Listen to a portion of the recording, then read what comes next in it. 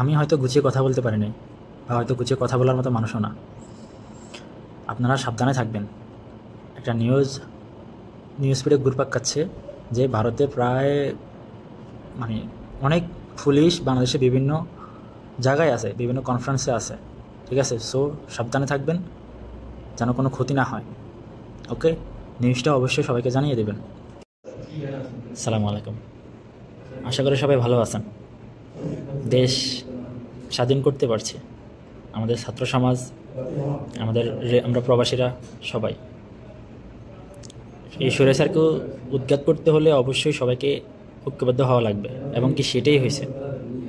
প্রবাসীরা কখনো দেশের রাজনীতিতে মাথা কামায় নাই। দেশের রাজনীতি যদি প্রবাসীরা মাথা কামাইতো তাহলে শেখ হাসিনা আরও আগে উঠে যেত। আমাদের ছাত্র জনতার গায়ে যখন হাত দিয়েছে, রক্তাক্ত হয়েছে, যারা শহীদ হয়েছে, ওই বিনিময়ে আমরা আবার দেশ স্বাধীন করতে পারছি। সত্যি কথা বলতে অনেকেই বলে যে দেশ দ্বিতীয়বার স্বাধীন হয়েছে, কিন্তু তা না।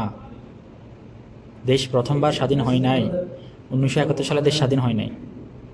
কেন এই কথা বলছি? আমার এই ছোট্ট নলেজ থেকে বা জ্ঞান থেকে, তখন বিভিন্ন দেশের চাহিদা ছিল, স্বার্থ ছিল, সেটা বাণিজ্যিক, সেটা অন্য কোনো স্বার্থ বা বহিরাগত হস্তক্ষেপ, অনেক কিছুই ছিল।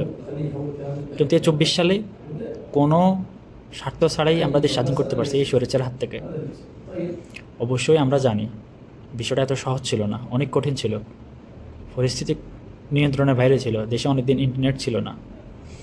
জাস্ট আমি এতটুকুই একটা কথা বলবো, আমরা প্রবাসীরা অবশ্যই রেডি আছি। দেশের কাঠামো সংস্কারের জন্য অবশ্যই দেশ দ্রুত পরিবর্তন হবে ইনশাল্লাহ। জাস্ট কিছুদিন অপেক্ষা করা লাগবে। তত্ত্বাবধায়ক সরকার গঠন করবে, দেখা যাক দেশের পরিস্থিতি কয়দিন নাগাদ ঠিক হয়। আমি এতটুকুই বলবো, প্রথমবার দেশ স্বাধীন হয়েছে, দ্বিতীয়বার দেশ স্বাধীন হয় নাই। যারা এই মন্তব্য করতেছেন, আমি মনে করবো যে তাদের মন্তব্য ভুল। মানে আমার ছোট্ট একটা নলেজ থেকে আমি বলতেছি, 71 সালে স্বার্থ ছিল, ভারতের স্বার্থ ছিল, সেজন্য সে হস্তক্ষেপ করছে, ঠিক আছে। কিন্তু 24 সালে কারো স্বার্থ নাই, কোনো বাণিজ্যিক, কোনো অন্য কোনো স্বার্থ ছিল না, বা থাকার কোনো কথাও না।